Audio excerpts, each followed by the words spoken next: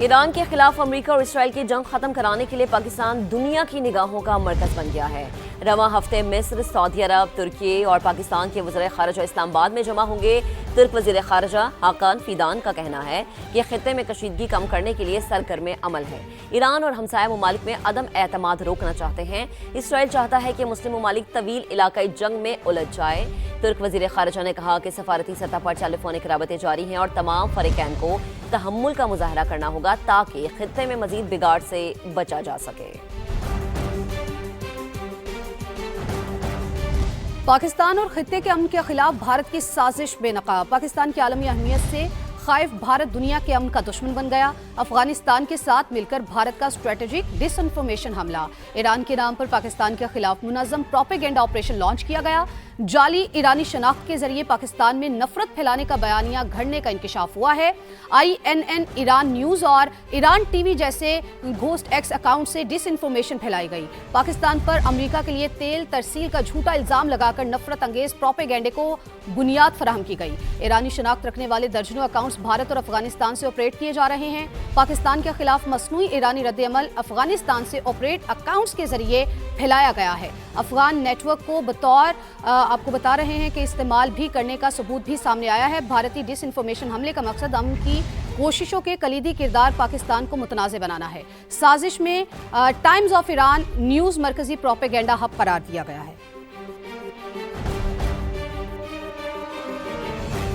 ایران کے ساتھ مذاکرات جاری ہیں، نتائج جلد سامنے آئیں گے۔ امریکی صدر ڈونلڈ ٹرمپ نے ایک بار پھر بات چیت کی تصدیق کر دی۔ کہا ایران کے خلاف جنگ میں اہداف کے حصول سے 2 ہفتے دور ہیں۔ مشرق وسطیٰ کو ایران کی غنڈہ گردی سے آزاد کرا دیا۔ صدر ٹرمپ نے کہا نیٹو نے ضرورت پڑنے پر ہماری مدد نہیں کی، یہ رویہ یاد رکھیں گے۔ پاک بھارت جنگ روکنے کا ذکر کرتے ہوئے صدر ٹرمپ نے ایک بار پھر وزیر اعظم شہباز شریف کی تعریف کی اور انہیں بہترین انسان قرار دیا۔ 47 years Iran has been known as the bully of the Middle East. But they are not the bully any longer. I don't think it's ever looked brighter. You couldn't have, we did the Abraham Accords. I hope you're going to be getting into the Abraham Accords finally. Yeah, so will you please go back and explain? It's time now. I stopped 8 wars. I even stopped India and Pakistan. And they were going at it for a week. They had 9 planes already shot. Prime Minister, actually a great guy, the Prime Minister of Pakistan said President Trump saved 30 to 50 million people. امریکہ ایران میں غیر قانونی ہتھیار استعمال کرنے لگا۔ امریکی اخبار Washington post کے مطابق ایران کے شہر شیراز کے مضافات میں متعدد مقامات پر لینڈ مائنز پائے گئے ہیں۔ ایرانی حکام کا کہنا ہے یہ لینڈ مائنز امریکی فوج نے فضا سے گرائے ہیں جو عام شہریوں کی زندگیوں کے لیے سنگین خطرہ ہیں۔ شہری آبادی کو لاحق خطرات کے باعث لینڈ مائنز کے استعمال پر پابندی عائد ہے۔ امریکہ نے آخری بار 1991 میں عراق کے خلاف جنگ میں لینڈ مائنز کا استعمال کیا تھا۔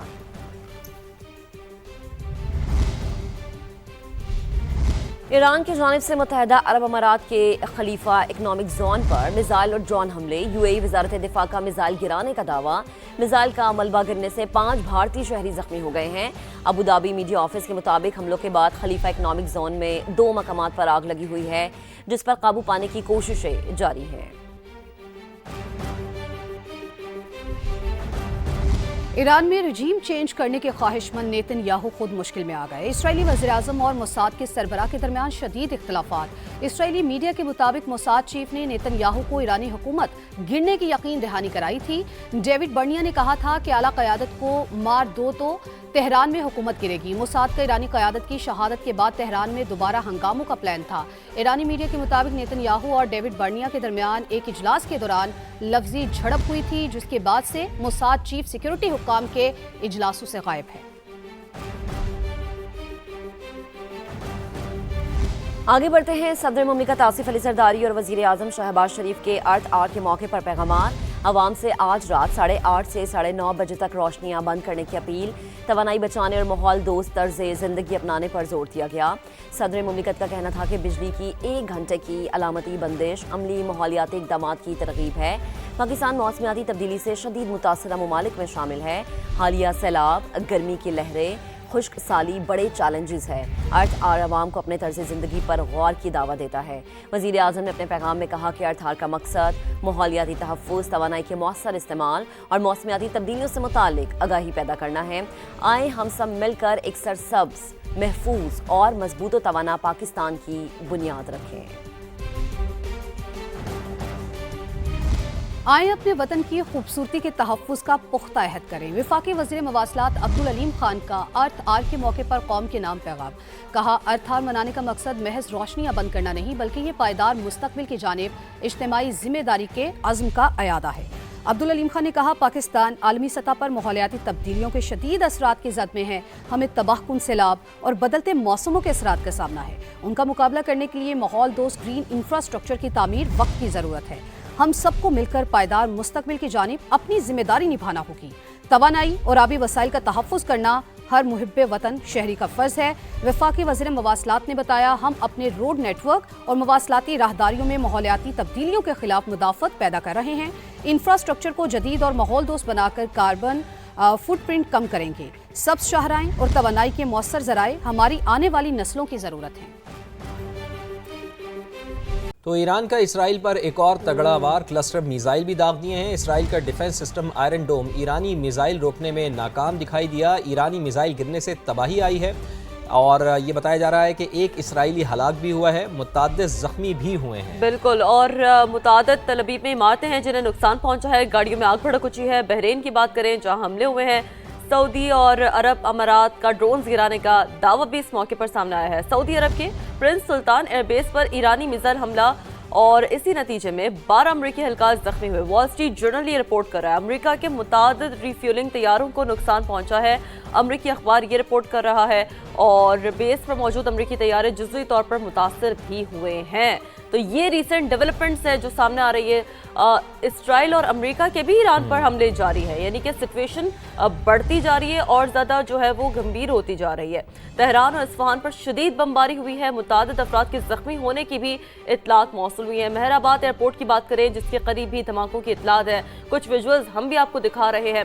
आप देख सकते हैं इस वक्त ये वो इलाके हैं जो धमाकों से ना सिर्फ गूंजे हैं बल्कि बखूबी तौर पर इसमें नजर आ रहा है कि कितना नुकसान पहुंचा है। बिल्कुल, नुकसान बहुत ज़्यादा हुआ है चूँकि इसराइल और अमरीका के भी ईरान पर हमले जारी हैं। तेहरान के मनाजिर हैं, इस्फहान के मनाजिर हैं जहाँ शदीद बमबारी हुई है और मुतअद्दिद अफराद के ज़ख्मी होने की भी और इत्तलात एटमी है। तंसीबात पर भी हमले का कुछ इल्ज़ाम जो कि ईरान ने इसराइल और अमेरिका पर आयद किया है कि एटमी तंसीबात पर हमले का इल्ज़ाम लगा दिया। पासदारान इनकलाब ये कह रहे हैं कि मशरिक़ वस्ता में अमरीकी कंपनियों को निशाना बनाने का ऐलान करते हैं और ईरानी मीडिया का ये कहना है कि इसराइल ने वाटर रिसर्च रिएक्टर पर भी हमला किया है। ईरानी हुकाम ने रॉयटर्स से गुफ्तगू में कहा है कि अमेरिका को तजावीज़ का जवाब देना है या नहीं अभी फैसला नहीं किया। ईरानी वज़ीर ख़ारजा अब्बास अराग़ची ने भी ये तस्दीक की है कि पावर प्लांट और न्यूक्लियर साइट्स पर हमला किया गया।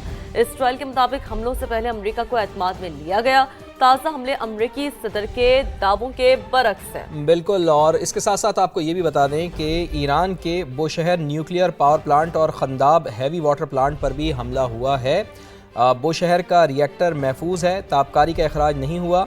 आलमी तवानाई एजेंसी की जानिब से ऐसा बताया गया है। खंदाब वाटर प्लांट से भी ताबकारी की इत्तलात नहीं है। आलमी तवानाई एजेंसी की जानिब से भी ऐसा कहा गया है। सूरत हाल पर मुसलसल नज़र रखे हुए हैं। आलमी तवानाई एजेंसी की जानिब से भी ऐसा बताया। एक बार बात करेंगे पाकिस्तान और खित्ते के अमन के खिलाफ भारत की साजिश बेनकाब। पाकिस्तान की आलमी अहमियत से खारिज भारत दुनिया के अमन का दुश्मन बन गया। अफगानिस्तान के साथ मिलकर भारत का स्ट्रेटेजिक डिसइंफॉर्मेशन हमला मशरिक़ वस्ता में अमन की पाकिस्तानी कोशिशों को सुबताज करने का खतरनाक मंसूबा। ईरान के नाम पर पाकिस्तान के खिलाफ मुनज़्ज़म प्रोपेगेंडा ऑपरेशन लॉन्च किया गया। जाली ईरानी शनाख्त के जरिए पाकिस्तान में नफरत फैलाने का बयानिया गढ़ने का इंकशाफ हुआ। INN, ईरान न्यूज़ और ईरान टीवी जैसे गोस्ट अकाउंट्स से डिसइंफॉर्मेशन फैलाई गई है। पाकिस्तान पर अमेरिका के लिए तेल तरसील का झूठा इल्ज़ाम लगाकर नफरत अंगेज प्रोपेगेंडे को बुनियाद फराहम की गई। ईरानी शनाख्त रखने वाले दर्जनों अकाउंट्स भारत और अफगानिस्तान से ऑपरेट किए जा रहे हैं। पाकिस्तान के खिलाफ मसनूई ईरानी रद्द-ए-अमल अफगानिस्तान से ऑपरेट अकाउंट्स के जरिए फैलाया गया। अफगान नेटवर्क को बतौर प्रोफाइलर्स इस्तेमाल करने का सबूत भी सामने आ गया है, जबकि भारतीय डिसइंफॉर्मेशन हमले का मकसद